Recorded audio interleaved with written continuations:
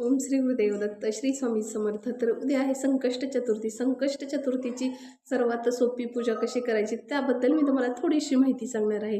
तर उद्या सकाळी तुम्ही स्वच्छ वस्त्र परिधान करून जेव्हा तुम्ही स्नान करून याल तेव्हा तुम्ही पांढरी वस्त्र परिधान करू शकता. त्याचबरोबर लाल वस्त्र ही गणपतींना लाल कलर हा अतिप्रिय आहे. तर तुम्ही लाल वस्त्र परिधान करून गणपतीरायांची पूजा करू शकता. तर त्याचबरोबर तुम्ही जेव्हा अंघोळ करून वस्त्र परिधान करून जेव्हा तुम्ही देवपूजेसाठी बसाल तेव्हा तुम्ही त्याच गणपतीरायांना पांढरी फुलं आणि लाल फुलं घेऊन पूजा करायची आहे. दुर्वाही सोबत घेऊन ठेवायच्या आहेत. त्याचबरोबर नैवेद्य गुळ खोबऱ्याचा तुम्ही नैवेद्य ठेवू शकता.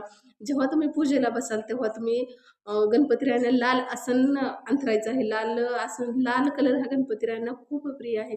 लाल आसन अंथरून त्यांना जलाभिषेक करायचा आहे. जलाभिषेक झाल्यानंतर तुम्ही चंदनाचा अभिषेक करू शकता. त्याबरोबर हळदीचा, कुंकाचा किंवा तुम्ही पंचामृताचाही अभिषेक करू शकता. पंचामृताचा अभिषेक झाल्यानंतर नंतर जलाने अभिषेक करून त्यांची मूर्ती स्वच्छ पुसून त्यावरती लाल आसनावरती ठेवून गणपतीरायांना फूल, अक्षत, धूप, दीप हा नैवेद्य दाखवून त्यांना नंतर दुर्वा ह्या ओम गण गणपतये नमो नमः हा मंत्र 21 वेळा बोलून त्या दुर्वा अर्पण करायच्या आहेत. त्याचबरोबर जास्वंदीचं लाल फूल हे गणपतीरायांना खूप आवडतं.